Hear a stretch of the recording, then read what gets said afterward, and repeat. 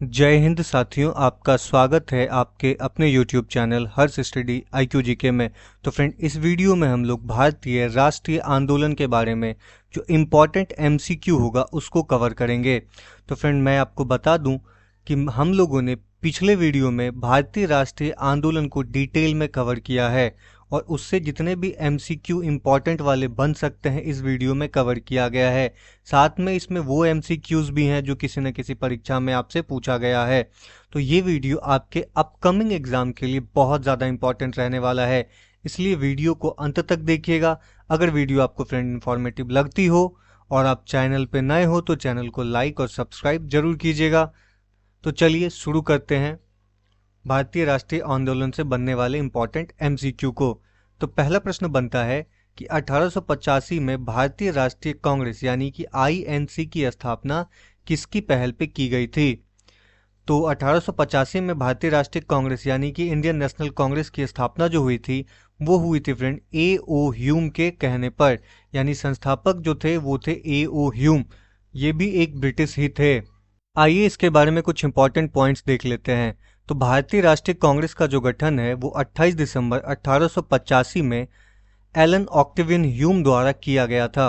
अन्य संस्थापक सदस्यों की बात की जाए तो वो थे दादा भाई नौरोजी और दानिश वाचा, यानी कि एलन ऑक्टेवियन ह्यूम और दादा भाई नौरोजी और दानिश चंद्र वाचा ने मिलकर INC की स्थापना की थी, यानी इंडियन नेशनल कांग्रेस की स्थापना की थी।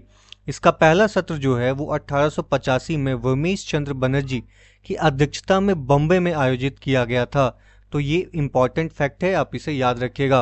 और बॉम्बे में कहाँ किया गया था? तो फ्रेंड, ये बॉम्बे में गोकुल दास सोसाइटी में किया गया था। और बात करें इसकी पहली महिला अध्यक्ष की तो एनी बेसेंट जो थी वो भारतीय राष्ट्रीय कांग्रेस की पहली महिला अध्यक्ष थी। और वहीं पे सरोजनी नायडू जो थी वो भारतीय राष्ट्रीय कांग्रेस की पहली भारतीय महिला अध्यक्ष थी।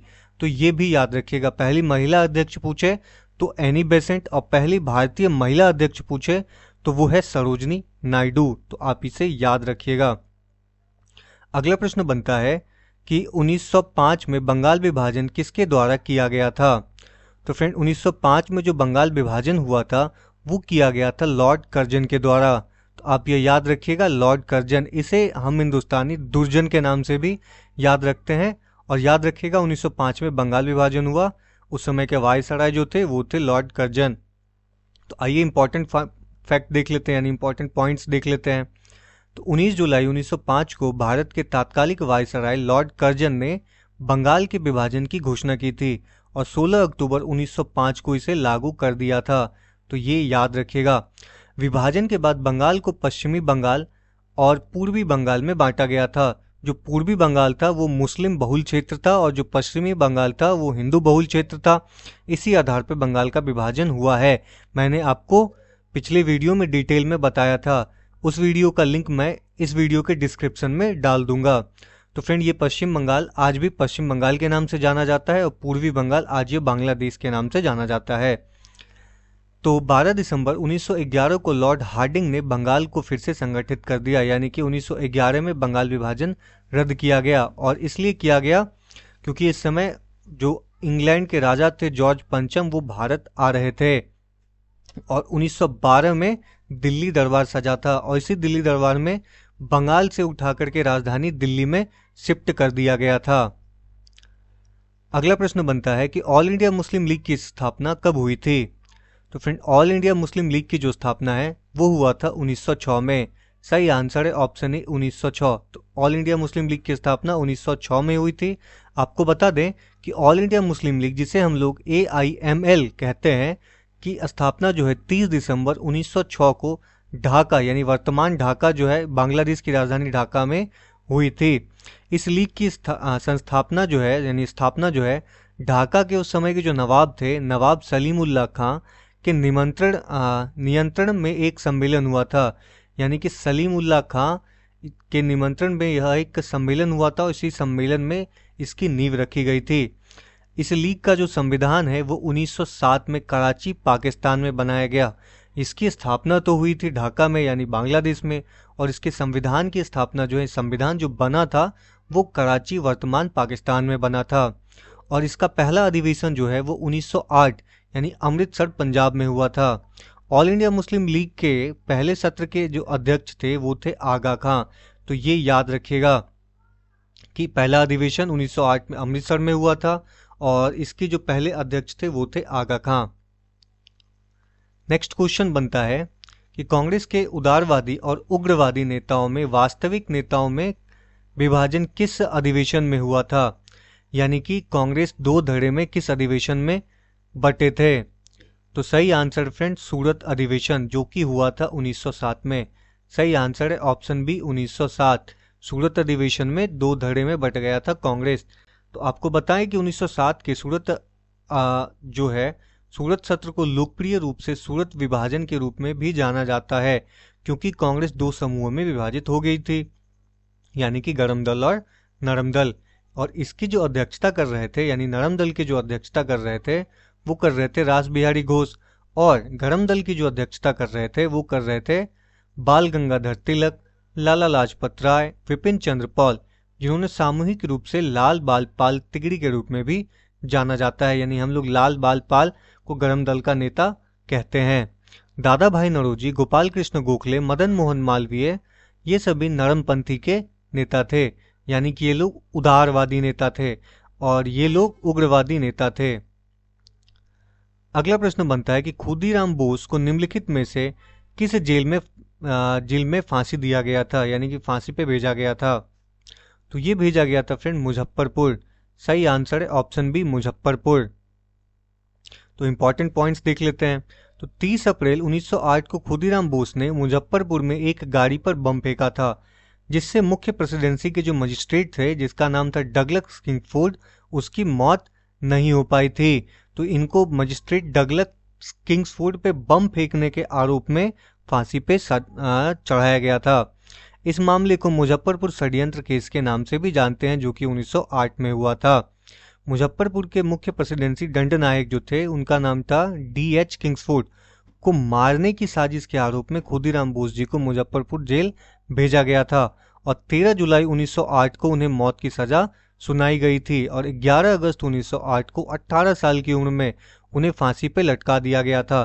तो याद रखिएगा सबसे कम उम्र पे फांसी पे चढ़ने वाले जो इंसान थे यानी भारतीय स्वतंत्रता संग्राम के, तो वो थे 18 साल के खुदीराम बोस।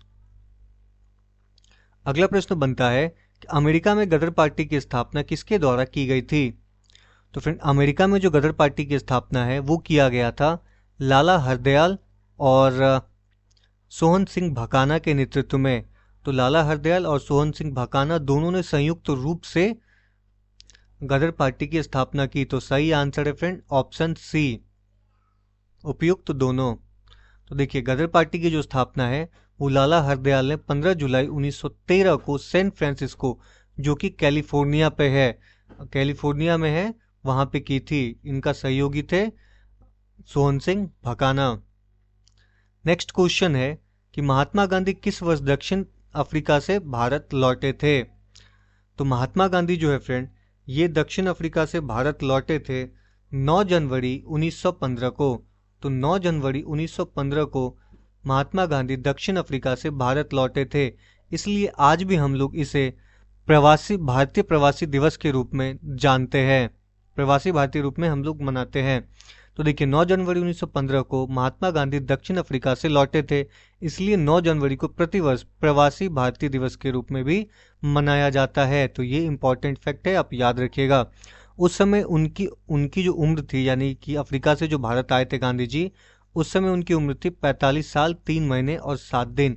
गांधी जी जो है 1893 में 24 साल की उम्र में दक्षिण अफ्रीका चले गए थे। तो ये आप याद रखिएगा इंपॉर्टेंट फैक्ट के रूप में। नेक्स्ट क्वेश्चन है कि भारत में होम रूल आंदोलन का नेतृत्व किसके द्वारा किया गया था। तो भारत में जो है होम रूल आंदोलन का नेतृत्व किया गया था एनी बेसेंट और बाल गंगाधर तिलक के द्वारा। तो सही आंसर है ऑप्शन ए, एनी बेसेंट और बाल गंगाधर तिलक दोनों के संयुक्त रूप से होम रूल आंदोलन का नेतृत्व किया गया था। तो भारत के जो स्वशासन दिलाने के लिए शुरुआत किया गया था, यह एक आंदोलन था, यानी भारत में स्वशासन लाने के लिए जो आंदोलन शुरू हुआ था उसे होम रूल आंदोलन कहते हैं। बाल गंगाधर तिलक ने 1916 में में बॉम्बे प्रांतीय सम्मेलन में पहली होम रूल लीग की स्थापना की थी? तो बेलगाम यानी बॉम्बे प्रेसिडेंसी को कौन संभाल रहे थे? वो संभाल रहे थे बाल गंगाधर तिलक। और होम रूल आंदोलन का आदर्श वाक्य की बात करें तो वो था भारत के लिए स्वशासन। होम रूल शब्द को एक आयरलैंड से अपनाया गया है, यानी होम रूल शब्द जो है वो आयरलैंड से अपनाया गया है, ये आप याद रखिएगा। अगला प्रश्न बनता है कि गांधी जी ने 1917 में भारत में सबसे पहला सत्याग्रह का प्रयोग कहाँ किया था? तो गांधी जी ने 1917 में भारत में सबसे पहला सत्याग्रह का प्रयोग जो है वो किया था फ्रेंड चंपारण में। तो सही आंसर है ऑप्शन सी, चंपारण। तो आप इसे याद रखिएगा। तो महात्मा गांधी के नेतृत्व में पहला सत्याग्रह जो है, सत्याग्रह आंदोलन, वो चंपारण सत्याग्रह था। आप ये भी याद रखिएगा कि गांधी जी द्वारा चलाया गया प्रथम आंदोलन जो था वो था चंपारण सत्याग्रह। इसकी शुरुआत 1917 में बिहार के चंपारण जिले से हुई थी। चंपारण सत्याग्रह इसलिए लागू हुआ था क्योंकि किसानों को अपनी जमीन के एक हिस्से में नील उगाने के लिए मजबूर किया गया था। इससे किसान में काफी रोष उत्पन्न हुआ। यूरोपीय बागान मालिक किसानों को कुल भूमि का 3/20 यानी कि 20 कट्ठे खेत में 3 कट्ठे हिस्से पे नील उगाने के लिए मजबूर कर रहे थे, जिसे 3 कठिया पद्धति भी हम लोग कहते हैं, या फिर 3 कठिया प्रणाली भी हम लोग कहते हैं। नेक्स्ट क्वेश्चन है कि महात्मा गांधी ने अहमदाबाद में मिल मजदूरों की सफल हड़ताल का नेतृत्व किस वर्ष किया था? तो फ्रेंड ये किया था 1918 में। सही आंसर है ऑप्शन बी, 1918।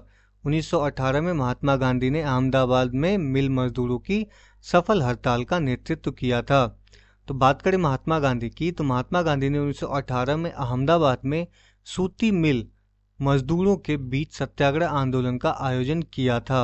सूती मिल मजदूरों ने 50% वेतन वृद्धि की मांग की थी, लेकिन मिल मालिक ने केवल 20% वेतन वृद्धि को तैयार थे। कपास मिल श्रमिकों का समर्थन के लिए गांधी जी ने भूख हड़ताल की थी। सत्याग्रह का परिणाम यह हुआ कि हड़ताल सफल रही और मजदूरों को 35% वेतन की वृद्धि मिली थी। अगला प्रश्न बनता है कि सरकार के विरुद्ध शुरू किए गए खेरा सत्याग्रह के नेता कौन थे? तो फ्रेंड खेरा सत्याग्रह के जो नेता थे वो थे महात्मा गांधी। सही आंसर है ऑप्शन ए, महात्मा गांधी। खेरा सत्याग्रह के जो लीडर थे महात्मा गांधी थे। तो आइए इंपॉर्टेंट पॉइंट्स में देख लेते हैं। तो खेरा सत्याग्रह भूमि राजस्व के भुगतान के संबंध में ब्रिटिश सरकार की दमनकारी नीतियों के विरुद्ध 11 मार्च 1918 में भारत के गुजरात के खेरा जिले में शुरू किया गया एक महत्वपूर्ण आंदोलन था। इस आंदोलन की मुख्य मांग थी कि राजस्व वसूली में ढील देने की थी, यानी कि राजस्व वसूला जो जाता है उसमें कुछ छूट दी जाए। किसानों ने सरकार के राजस्व देने से इनकार कर दिया था, यानी किसान जो थे वो बोल रहे थे कि सरकार को राजस्व नहीं देंगे।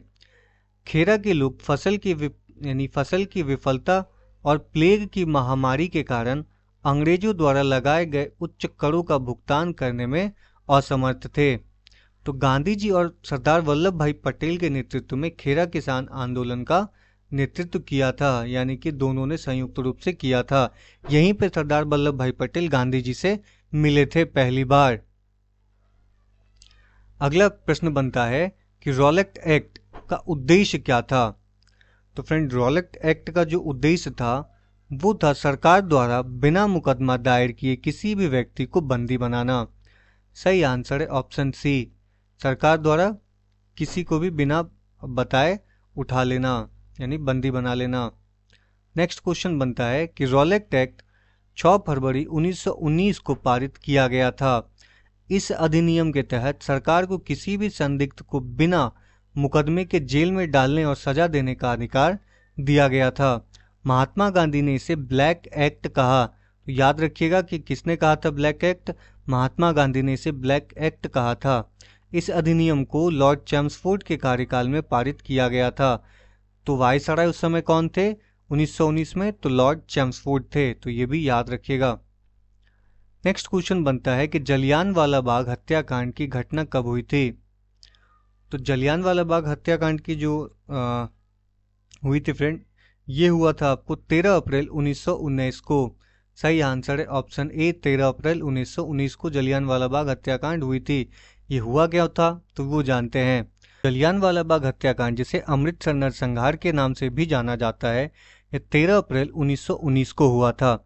और जिस दिन हुआ था वो था दिन बैसाखी का। उस दिन क्या हुआ था कि ब्रिटिश सेना ने जलियांवाला बाग में निहत्थे भारतीयों पर गोलियां चला दी थी, जिसके परिणाम स्वरूप वहां सैकड़ों लोग मारे गए थे। इस घटना के पीछे की वजह जो थी वो थी भारतीय स्वतंत्रता का समर्थक नेता जैसे कि डॉक्टर सैफुद्दीन किचलू और सत्यपाल मलिक का गिरफ्तारी।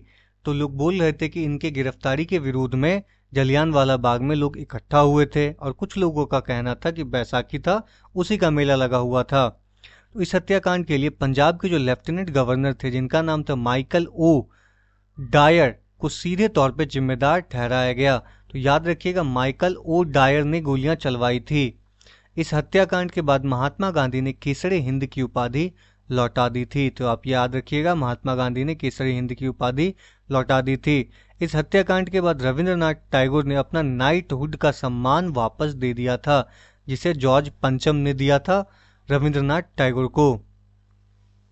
अगला प्रश्न बनता है कि खिलाफत आंदोलन का नेतृत्व किसने किया था, यानी किसके द्वारा किया गया था। तो ये किया गया था फ्रेंड शौकत अली और मोहम्मद अली, यानी अली बंधु के द्वारा खिलाफत आंदोलन का नेतृत्व किया गया था। तो देखिए, खिलाफत आंदोलन जो था वो 1919 से 1922 तक चला था। यह एक ब्रिटिश विरोधी आंदोलन था। इस आंदोलन की शुरुआत जो है वो मोहम्मद अली और मौलाना शौकत अली ने की थी। इस आंदोलन का जो मकसद था वो था युद्ध के बाद तुर्की साम्राज्य के टूटने के बाद इस्लाम के खलीफा के रूप में तुर्क सुल्तान के अधिकार को बनाए रखने के लिए ब्रिटिश सरकार पर दबाव डालना था। इस आंदोलन के जरिए मुस्लिम समुदाय के बीच एकीकरण की कोशिश की गई थी भारत में। नेक्स्ट क्वेश्चन बनता है कि असहयोग आंदोलन किसने शुरू किया था। तो असहयोग आंदोलन जो है फ्रेंड, यह शुरू किया था महात्मा गांधी ने। सही आंसर है ऑप्शन ए, महात्मा गांधी। महात्मा गांधी ने असहयोग आंदोलन शुरू किया था। तो असहयोग आंदोलन जो है वो 1 अगस्त 1920 को शुरू किया गया था, और बाद में फरवरी 1922 को चौरी चौरा घटना के कारण वापस इसे ले लिया गया था। तो असहयोग आंदोलन के जो नेता थे वो महात्मा गांधी थे, और असहयोग आंदोलन कांग्रेस के नागपुर सत्र 1920 में अपनाया गया था। असहयोग आंदोलन के दौरान सबसे पहली CR दास को गिरफ्तार किया गया था, यानी असहयोग आंदोलन के दौरान सबसे पहले गिरफ्तार होने वाले व्यक्ति जो थे वो थे CR दास, यानी चित्तरंजन दास। असहयोग आंदोलन शुरू करने से पहले गांधी जी ने केसरे हिंद का पुरस्कार लौटा दिया था, यानी 1919 में ही लौटा दिया था। नेक्स्ट क्वेश्चन है कि चौरी चौरा की घटना कब हुई थी। तो फ्रेंड, चौरी चौरा की जो घटना है ये हुआ था 4 फरवरी 1922 को। सही आंसर है ऑप्शन बी, 4 फरवरी 1922। तो चौरी चौरा की जो घटना के कारण महात्मा गांधी ने 12 फरवरी 1922 को असहयोग आंदोलन वापस ले लिया था। याद रखिएगा, असहयोग आंदोलन वापस क्यों लिया गया था, क्योंकि चौरी चौरा की घटना हुई थी। तो उस घटना में हुआ क्या था वो भी जान लेते हैं। तो यह घटना जो हुई थी वो 4 फरवरी 1922 को उत्तर प्रदेश के गोरखपुर जिले के चौरी चौरा में हुई थी। इस घटना में असहयोग आंदोलन में हिस्सा ले रहे किसानों की जो भीड़ थी वो पुलिस से भिड़ गई और एक पुलिस स्टेशन में आग लगा दी, जिसके कारण 22 पुलिसकर्मी और 3 नागरिक मारे गए थे। इसी के कारण असहयोग आंदोलन को वापस ले लिया गया था, क्योंकि गांधी जी ने कहा था कि जब तक हिंसा होगी, अहिंसा तरीके से हम लोग ये असहयोग आंदोलन करेंगे, अगर इसमें हिंसा हुई तो यह आंदोलन वापस ले लिया जाएगा। और इस असहयोग आंदोलन को वापस लेने के बाद बहुत सारे नेताओं ने इसका विरोध भी किया था। अगला प्रश्न है कि 1 जनवरी 1923 को स्वराज पार्टी की स्थापना किसके द्वारा की गई थी। तो स्वराज पार्टी की जो स्थापना है वो किया गया था फ्रेंड देश बंधु चित्तरंजन दास और मोतीलाल नेहरू के द्वारा। सही है आंसर है ऑप्शन ए। ये वही लोग थे जो कि असहयोग आंदोलन वापस लेने से गांधी जी से नाराज थे, जिस कारण से स्वराज पार्टी की स्थापना की गई थी। तो असहयोग आंदोलन की विफलता के बाद स्वराज पार्टी का गठन किया गया था, और यह 1 जनवरी 1923 को चित्तरंजन दास ने मोतीलाल नेहरू के साथ स्वराज पार्टी का गठन किया और बंगाल विधानसभा में इसके नेता बने। स्वराज पार्टी ने भारत के लिए एक संविधान बनाने की मांग की थी। तो यहीं से पहली बार शुरू हुआ था भारत में संविधान बनाने की मांग। स्वराज पार्टी का प्रथम अधिवेशन जो हुआ था वो हुआ था इलाहाबाद में और हुआ था 1924 में। महात्मा गांधी ने भारतीय राष्ट्रीय कांग्रेस के बेलगांव अधिवेशन की अध्यक्षता की थी। बेलगांव अधिवेशन महात्मा गांधी की अध्यक्षता वाला एकमात्र कांग्रेस अधिवेशन था। तो ये याद रखिएगा, बेलगांव अधिवेशन जो था महात्मा गांधी बस इसी अधिवेशन में अध्यक्षता किए थे कांग्रेस के। नेक्स्ट क्वेश्चन है कि साइमन कमीशन भारत कब आया था। तो बात करें साइमन कमीशन की, तो साइमन कमीशन आया था 3 फरवरी 1928 को। तो सही आंसर है ऑप्शन ए 3 फरवरी 1928। तो साइमन कमीशन को साल 1927 में ब्रिटिश सरकार ने भारत सरकार अधिनियम 1919 की समीक्षा के लिए नियुक्त किया था। यह आयोग साल 1928 में भारत आया था। इस आयोग का गठन संवैधानिक सुधार का अध्ययन करने और भारत सरकार की सिफारिश देने के लिए किया गया था। तो आप ये याद रखिएगा कि इसका गठन क्यों किया गया था कि 1919 में जो भारत सरकार अधिनियम आया था उसकी समीक्षा करना और भारत सरकार को सिफारिश देना था। इस आयोग को सर जॉन साइमन की अध्यक्षता के बाद लोकप्रिय रूप से साइमन कमीशन के नाम से जाना जाता है। यह एक स्वायत्त आयोग था क्योंकि इसमें कोई भी भारतीय सदस्य नहीं था। इस आयोग में ब्रिटिश के 7 सांसद थे। ब्रिटिश सरकार द्वारा भेजे गए साइमन कमीशन का बहिष्कार किया गया था क्योंकि इस आयोग में किसी भी भारतीय को शामिल नहीं किया गया था। इस आयोग में मई 1930 में अपनी 2 वॉल्यूम रिपोर्ट प्रकाशित भी की थी। अगला प्रश्न बनता है कि गांधी जी ने अपना प्रसिद्ध दांडी मार्च कहाँ से शुरू किया था। तो फ्रेंड, गांधी जी ने अपना प्रथम दांडी मार्च जो है यह शुरू किया था साबरमती आश्रम से। सही आंसर है ऑप्शन बी, साबरमती आश्रम से गांधी जी ने शुरू किया था। तो 12 मार्च 1930 को गांधी जी ने साबरमती आश्रम से दांडी तक दांडी मार्च निकाला था। महात्मा गांधी ने 6 अप्रैल 1930 को गुजरात के दांडी के समुद्र तट पर नमक कानून तोड़ा था। गांधी जी के दांडी मार्च के समय भारत का जो वायसराय था वो था लॉर्ड इरविन। दांडी मार्च 240 मील यानी कि 390 किलोमीटर लंबा था। इस मार्च की शुरुआत गांधी जी ने अपने 48 भरोसेमंद स्वयंसेवकों के साथ की थी। नेक्स्ट क्वेश्चन बनता है कि लंदन में ब्रिटिश सम्राट द्वारा प्रथम गोलमेज सम्मेलन का उद्घाटन कब किया गया था। तो ये किया गया था फ्रेंड 12 नवंबर 1930 को। सही आंसर है ऑप्शन ए 12 नवंबर 1930। तो प्रथम गोलमेज सम्मेलन जो है वो 12 नवंबर 1930 से लेकर 19 जनवरी 1931 तक लंदन के royal gallery house of lords में आयोजित किया गया था। इसका उद्घाटन जॉर्ज पंचम ने किया था और इसकी अध्यक्षता ब्रिटिश प्रधानमंत्री रैमसे मैकडोनाल्ड ने की थी। प्रथम गोलमेज सम्मेलन के दौरान लॉर्ड इरविन भारत के वायसराय थे। इस सम्मेलन में भारत से कुल 74 प्रतिनिधि ने हिस्सा लिया था, जिसमें से 58 राजनीतिक नेता, 16 रियासतों के सदस्य शामिल थे। भारतीय राष्ट्रीय कांग्रेस ने इस सम्मेलन में हिस्सा नहीं लिया था। अगला प्रश्न बनता है कि द्वितीय गोलमेज सम्मेलन में कांग्रेस का प्रतिनिधित्व किसके द्वारा किया गया था। तो द्वितीय गोलमेज सम्मेलन जो था उसमें कांग्रेस का जो प्रतिनिधित्व कर रहे थे फ्रेंड महात्मा गांधी। सही आंसर है ऑप्शन बी, महात्मा गांधी। तो द्वितीय गोलमेज सम्मेलन जो हुआ था फ्रेंड वो हुआ था 7 सितंबर 1931 से लेकर 1 दिसंबर 1931 तक लंदन में आयोजित किया गया था। इस सम्मेलन में महात्मा गांधी ने भारतीय राष्ट्रीय कांग्रेस का प्रतिनिधित्व किया था और सरोजिनी नायडू ने भारतीय महिलाओं का, आप ये याद रखिएगा। इस सम्मेलन की अध्यक्षता यूनाइटेड किंगडम के प्रधानमंत्री रैमसे मैकडोनाल्ड ने की थी। अगला प्रश्न बनता है कि पूना पैक्ट किसके बीच हस्ताक्षर किए गए थे, यानी पूना पैक्ट किसके किसके बीच हुआ था। तो ये हुआ था फ्रेंड डॉक्टर BR अम्बेडकर और महात्मा गांधी के बीच। सही आंसर है ऑप्शन ए। तो देखिए पूना पैक्ट में हुआ गया था। तो पूना पैक्ट महात्मा गांधी और डॉक्टर भीमराव अम्बेडकर के बीच 24 सितंबर 1932 को हुआ था। यह एक समझौता था। तो इस समझौते के तहत ब्रिटिश भारत की संसद में दलित वर्गों को चुनावी सीटों पर आरक्षण दिया जाना था। यह समझौता पुणे के यरवदा सेंट्रल जेल में महात्मा गांधी और डॉक्टर भीमराव अंबेडकर की ओर से मदन मोहन मालवीय ने हस्ताक्षर किए थे। अगला प्रश्न बनता है कि तृतीय गोलमेज सम्मेलन का आयोजन कब किया गया था। तो तृतीय गोलमेज सम्मेलन का आयोजन जो किया गया था फ्रेंड, यह किया गया था 17 नवंबर 1932 को। सही आंसर है ऑप्शन बी 17 नवंबर 1932। तो तृतीय गोलमेज सम्मेलन 17 नवंबर 1932 को से लेकर के 24 दिसंबर 1932 के बीच लंदन में आयोजित किया गया था। इस सम्मेलन में केवल 46 प्रतिनिधि ने ही हिस्सा लिया था। इसमें लेबर पार्टी, गांधी और राष्ट्रीय कांग्रेस यानी आईएनसी इस सम्मेलन में शामिल नहीं हुए थे। तीनों गोलमेज सम्मेलन में भाग लिया था सिर्फ डॉक्टर बी.आर. अम्बेडकर। तो आप याद रखिएगा कि डॉक्टर भीमराव अंबेडकर जो है वो तीनों गोलमेज सम्मेलन में भाग लिए थे।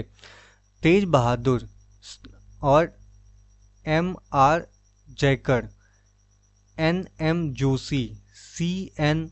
मुदलियार, ये तीनों चारों ऐसे थे जिन्होंने तीनों गोलमेज सम्मेलन में भाग लिया था। नेक्स्ट क्वेश्चन बनता है कि भारत सरकार अधिनियम 1935 के समय भारत का वायसराय कौन था। तो उस समय जो भारत के वायसराय थे वो थे लॉर्ड वेलिंगटन। लॉर्ड वेलिंगटन थे 1935 के अधिनियम के समय भारत के वायसराय। तो भारत सरकार अधिनियम 1935 को ब्रिटिश संसद में 1935 में पारित किया गया था। यह 1937 में लागू भी हो गया था। यह लॉर्ड लिनलिथगो के नेतृत्व वाली संयुक्त चयन समिति की रिपोर्ट पर आधारित था।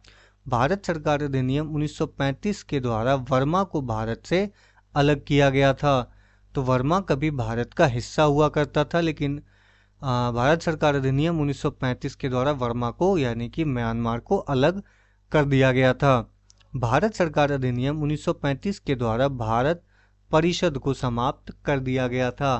तो आप यह भी याद रखिएगा। नेक्स्ट क्वेश्चन बनता है कि मुस्लिम लीग ने पाकिस्तान की मांग का प्रस्ताव सर्वप्रथम कांग्रेस के किस अधिवेशन में रखा था। तो ये रखा था फ्रेंड 1940 का लाहौर अधिवेशन में। सही आंसर है ऑप्शन ए लाहौर अधिवेशन। मुस्लिम लीग ने 1940 में लाहौर में आयोजित अपने अधिवेशन में एक अलग मुस्लिम राज्य यानी पाकिस्तान की मांग की थी। इस प्रस्ताव को लाहौर प्रस्ताव या पाकिस्तान प्रस्ताव के नाम से भी जाना जाता है। मुस्लिम लीग द्वारा पाकिस्तान की मांग को पूरा करने के साधक के रूप में 16 अगस्त 1946 को प्रत्यक्ष कार्रवाई दिवस घोषित किया गया था। तो आप यह भी याद रखिएगा। अगला प्रश्न बनता है कि क्रिस्प मिशन भारत किस वर्ष आया था। तो क्रिस्प मिशन की बात करें तो क्रिस्प मिशन आया था फ्रेंड 1942 में। सही आंसर है ऑप्शन डी 1942। तो क्रिस्प मिशन जो था वो क्रिस्प मिशन को ब्रिटिश सरकार द्वारा मार्च 1942 में ब्रिटिश युद्ध प्रयासों के लिए भारतीय सहयोग और समर्थन को सुरक्षित करने के उद्देश्य से भेजा गया था, क्योंकि उस समय दूसरा विश्व युद्ध शुरू था। क्रिस्प मिशन के प्रस्तावों को post dated cheque Mahatma Gandhi ने माना। जवाहरलाल नेहरू और मौलाना आजाद क्रिस्प मिशन के आधिकारिक वार्ताकार भी थे। जब लॉर्ड लिनलिथगो वायसराय थे तब क्रिस्प मिशन ने भारत का दौरा किया था। भारत में क्रिस्प मिशन के समय ब्रिटिश प्रधानमंत्री वस्टिन चर्चिल थे। क्रिस्प मिशन की विफलता के कारण 1942 में भारत छोड़ो आंदोलन शुरू किया गया था। नेक्स्ट क्वेश्चन बनता है कि 1942 में कांग्रेस के बॉम्बे अधिवेशन में भारत छोड़ो प्रस्ताव किसके द्वारा लाया गया था। तो यह जो प्रस्ताव था ये लाया गया था जवाहरलाल नेहरू के द्वारा। सही आंसर है ऑप्शन ए जवाहरलाल नेहरू। तो भारत छोड़ो आंदोलन का जो प्रस्ताव है वो जवाहरलाल नेहरू द्वारा लाया गया था। भारत छोड़ो का प्रस्ताव को महात्मा गांधी ने 8 अगस्त 1942 को मुंबई के ग्वालियर टैंक मैदान में अखिल भारतीय कांग्रेस कमेटी के सत्र में पारित किया था। इस प्रस्ताव का जो मकसद था वो था भारत में ब्रिटिश शासन को खत्म करना। इस आंदोलन को अगस्त आंदोलन और अगस्त क्रांति के नाम से भी हम लोग जानते हैं। भारत छोड़ो का जो नारा है वो समाजवादी कांग्रेस नेता यूसुफ मेहर अली ने दिया था, तो ये भी आप याद रख सकते हैं। अगला प्रश्न है कि भारत छोड़ो आंदोलन के समय गांधी जी को गिरफ्तार करके कौन सी जेल भेजी गई थी, यानी गांधी जी को कौन सा जेल में भेजा गया था। तो ये भेजा गया था फ्रेंड पूना जेल में। तो सही आंसर है ऑप्शन सी, पूना जेल। तो विश्व युद्ध के दौरान भारत में शुरू किया गया था यह आंदोलन। भारत छोड़ो आंदोलन के दौरान 9 अगस्त 1942 की सुबह महात्मा गांधी समेत कांग्रेस के ज्यादातर नेताओं को गिरफ्तार कर लिया गया था। गांधी जी को पूना की जेल में रखा गया था, जबकि नेहरू, आजाद और दूसरे नेता को अहमदनगर किले में हिरासत में ले लिया गया था।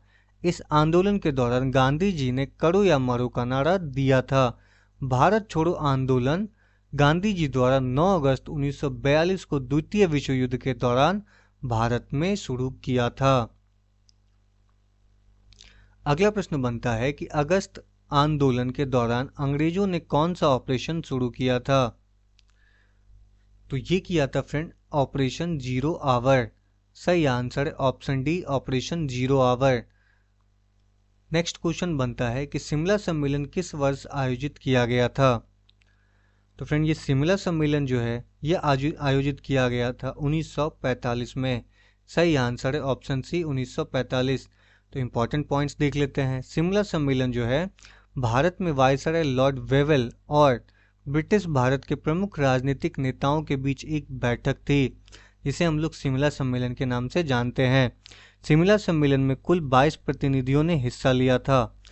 सम्मेलन जो है 24 जून 1945 को शिमला में शुरू हुआ और 14 जुलाई 1945 तक चला था। शिमला सम्मेलन विफल साबित हुआ क्योंकि मुस्लिम लीग ने सम्मेलन में शर्त रखी कि वायसराय की कार्यकारिणी परिषद में नियुक्ति होने वाला सभी मुस्लिम सदस्यों का चयन वह स्वयं करेगी।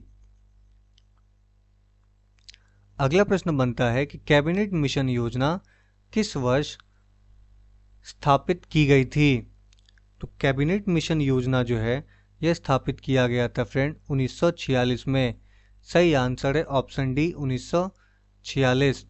तो कैबिनेट मिशन भारत में संविधान निर्माण के तरीके पर विचार विमर्श करने के लिए साल 1946 में आया था।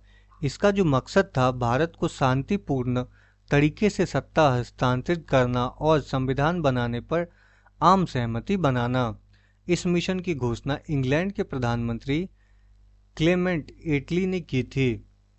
24 मार्च 1946 को ब्रिटिश कैबिनेट के 3 सदस्य लॉर्ड पैथिक लॉरेंस, यानी भारत सचिव जो थे वो थे Lord Pethick Lawrence, sir Stafford Cripps, यानी कि व्यापार बोर्ड के जो अध्यक्ष थे वो थे सर स्टिकफोर्ड क्रिप्स, और एवी अलेक्जेंडर जो कि नौसेना के मंत्री थे, वो भारत आए थे।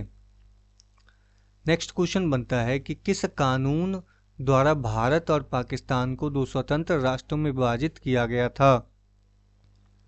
तो वो कानून था फ्रेंड भारतीय स्वतंत्रता अधिनियम 1947। सही आंसर है ऑप्शन ए, भारतीय स्वतंत्रता अधिनियम 1947। भारत का विभाजन 1947 में ब्रिटिश भारत का विभाजन था, जिसके साथ ही पाकिस्तान का भी निर्माण हुआ था। 3 जून 1947 को माउंटबेटन ने एक प्रेस कॉन्फ्रेंस में भारत के विभाजन की घोषणा की थी और 15 अगस्त 1947 को आज़ादी की तारीख भी घोषित की थी। 1947 में लॉर्ड माउंटबेटन द्वारा घोषित भारत और पाकिस्तान सीमा के आयोग के अध्यक्ष सिरिल रेडक्लिफ थे। तो आप ये भी याद रखिएगा कि रेडक्लिफ इसी समय आया था और भारत पाकिस्तान के बीच में जो बॉर्डर खींचा गया उसे रेडक्लिफ लाइन के नाम से हम लोग जानते हैं। नेक्स्ट है आज़ाद हिंद फौज का गठन किसके द्वारा किया गया था। फ्रेंड बात करें आज़ाद हिंद फौज की तो इसका गठन सुभाष चंद्र बोस जी द्वारा किया गया था। सही आंसर है ऑप्शन डी, सुभाष चंद्र बोस। तो 21 अक्टूबर 1943 को सुभाष चंद्र बोस ने सिंगापुर में आज़ाद हिंद फौज का गठन किया था। भारत को आज़ाद करने के लिए भारतीय राष्ट्रीय सेना यानी कि INA का विचार मूल रूप से रास बिहारी बोस द्वारा कल्पना की गई थी, जो 1915 में जापान चले गए थे। यानी रास बिहारी बोस जो है वो 1915 में जापान में चले गए थे। अगला प्रश्न बनता है कि पूर्णा सार्वजनिक सभा की स्थापना किसके द्वारा की गई थी? तो ये किया गया था फ्रेंड महादेव गोविंद रानाडे के। सही आंसर है ऑप्शन बी, महादेव गोविंद रानाडे। तो पूना सार्वजनिक सभा की स्थापना 2 अप्रैल 1870 को गणेश वासुदेव जोशी यानी SH चिपलुंकर और महादेव गोविंद रानाडे ने पुणे में की थी। तो आप इसे याद रखिएगा। अगला प्रश्न बनता है कि लंदन इंडियन सोसाइटी और ईस्ट इंडिया एसोसिएशन की स्थापना किसके द्वारा किया गया था? तो ये जो किया गया था फ्रेंड, ये किया गया था दादा भाई नौरोजी के द्वारा। सही आंसर है ऑप्शन बी, दादा भाई नौरोजी। तो देखिए 1865 में दादा भाई नौरोजी के मार्गदर्शन में लंदन इंडियन सोसाइटी की स्थापना की गई। इसका गठन भारतीय छात्रों द्वारा राजनीतिक शिकायतों को व्यक्त करने के लिए एक मंच के रूप में किया गया था। ईस्ट इंडिया एसोसिएशन की जो स्थापना है 1 अक्टूबर 1866 को दादा भाई नौरोजी ने की थी। इस एसोसिएशन का मकसद था सार्वजनिक हितों और भारतीयों के कल्याण को बढ़ावा देना। तो आप यह याद रखिएगा। नेक्स्ट क्वेश्चन बनता है कि स्वतंत्रता मेरा जन्मसिद्ध अधिकार है और मैं इसे लेके रहूंगा, यह किसका कथन था? तो फ्रेंड ये कथन था बाल गंगाधर तिलक का। सही आंसर है ऑप्शन ए, बाल गंगाधर तिलक।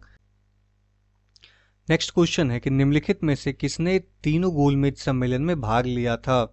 तो मैंने बताया फ्रेंड कि तीनों गोलमेज सम्मेलन में भाग लेने वाले थे डॉक्टर भीमराव अंबेडकर।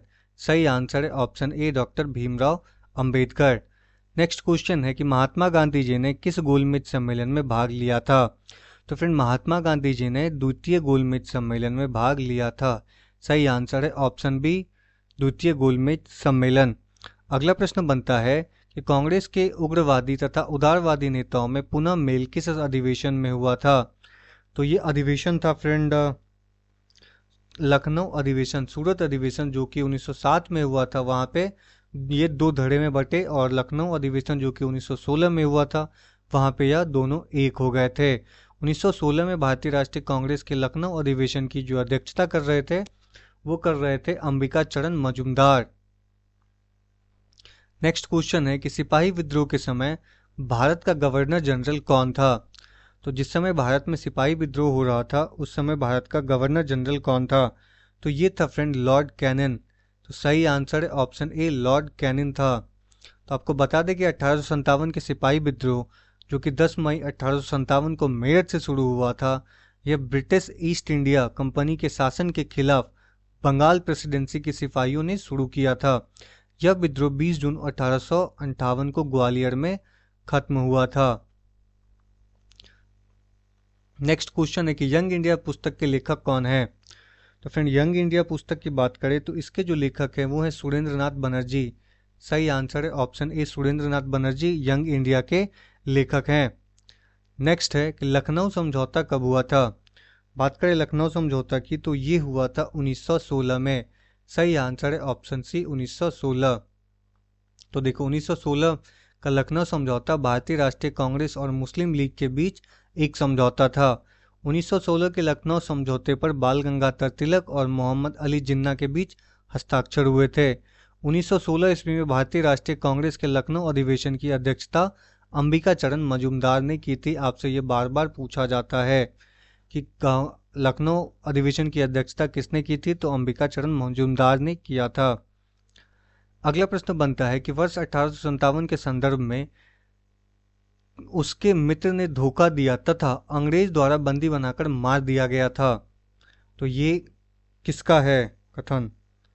ये है फ्रेंड तात्या टोपे। तात्या टोपे का मित्र ने ही उसे धोखा दिया था जिस कारण अंग्रेज ने उसे बंदी बना करके मार दिया गया था। और इसके दोस्त का क्या नाम था फ्रेंड? इसके दोस्त का नाम था राजा मानसिंह। तो आप यह याद रखिएगा। अगला प्रश्न बनता है कि कांग्रेस द्वारा पूर्ण स्वाधीनता का प्रस्ताव कब और कहां पारित किया गया था?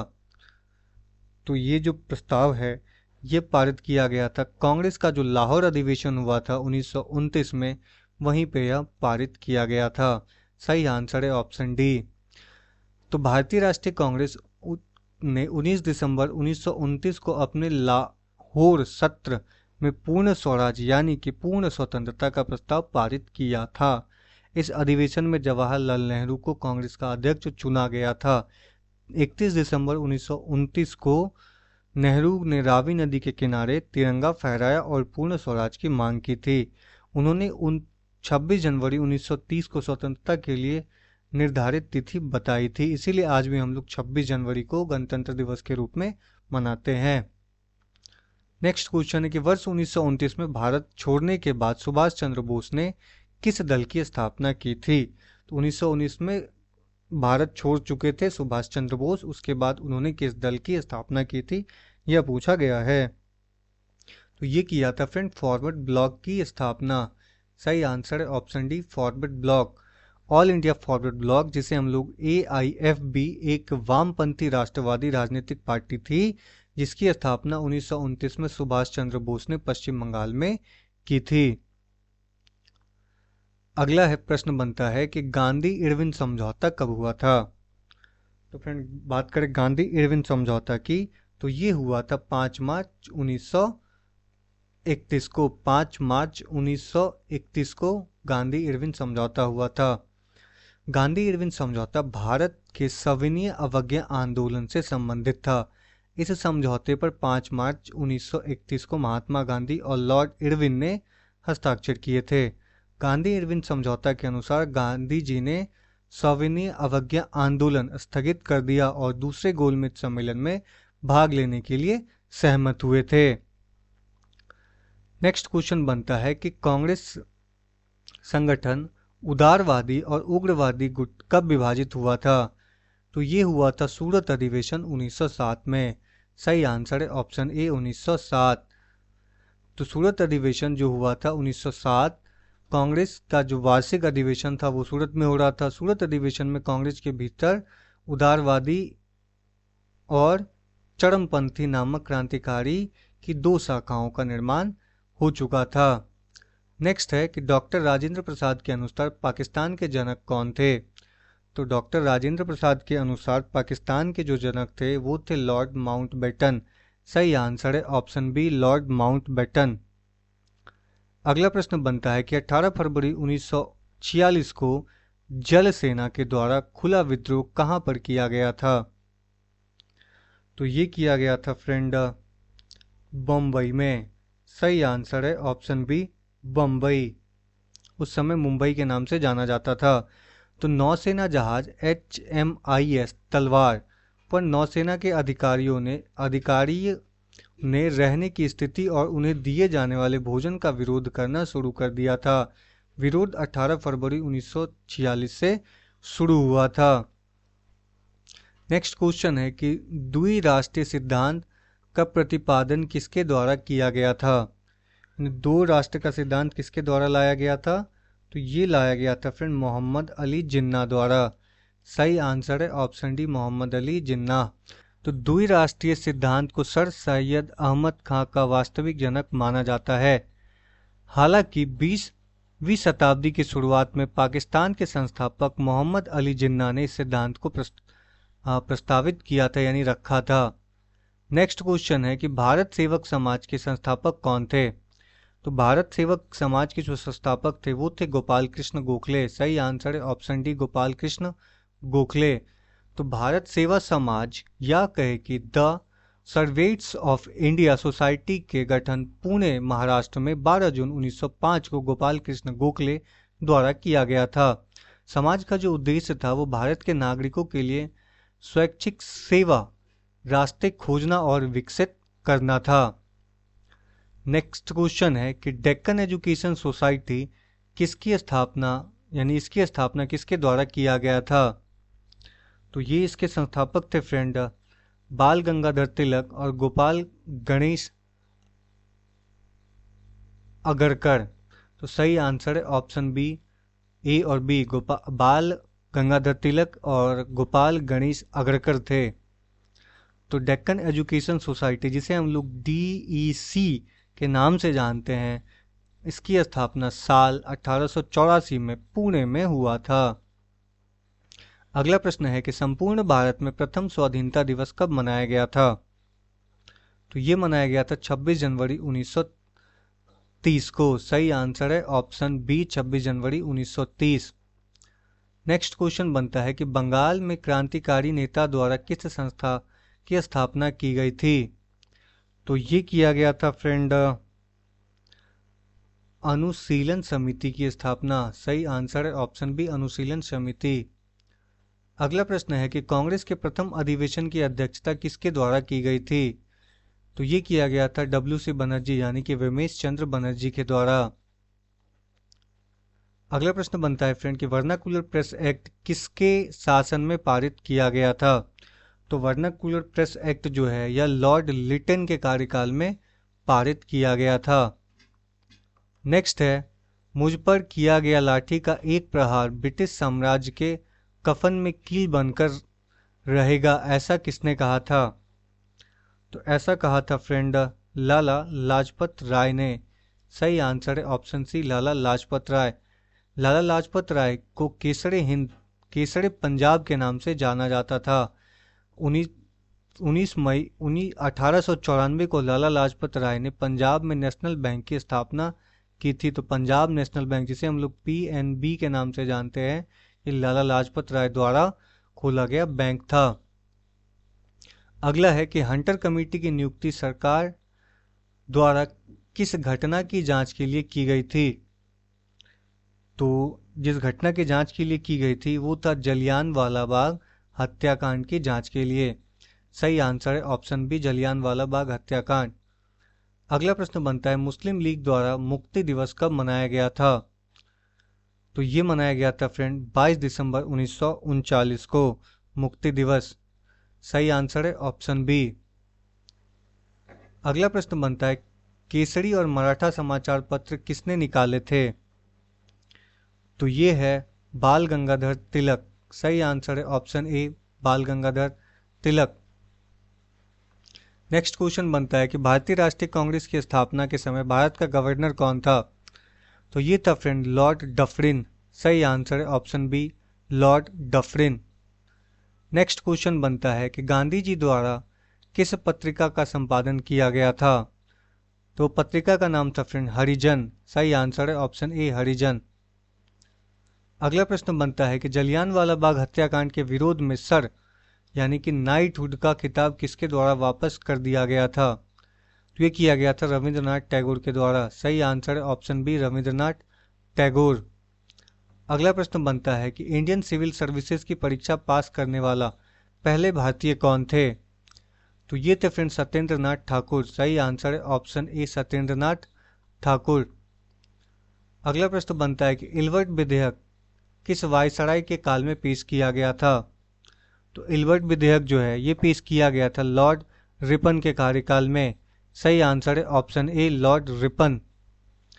अगला प्रश्न बनता है फ्रेंड कि 1857 के विद्रोह के दौरान कुंवर सिंह किस स्थान के नेता थे? तो ये थे फ्रेंड बिहार के नेता। नेक्स्ट क्वेश्चन है कि किस गवर्नर जनरल की तुलना औरंगजेब से की जाती है? तो औरंगजेब से की जाती है फ्रेंड लॉर्ड कर्जन की तुलना औरंगजेब से किया जाता है। नेक्स्ट क्वेश्चन बनता है कि भारतीय राष्ट्रवाद के पिता कौन कहलाए जाते हैं? तो गांधी जी कहलाए जाते हैं, महात्मा गांधी। तो फ्रेंड अगर ये वीडियो आपको इन्फॉर्मेटिव लगी हो तो चैनल को लाइक सब्सक्राइब जरूर कीजिएगा। मिलते हैं आपसे अगले वीडियो में, तब तक अपना ख्याल रखिए।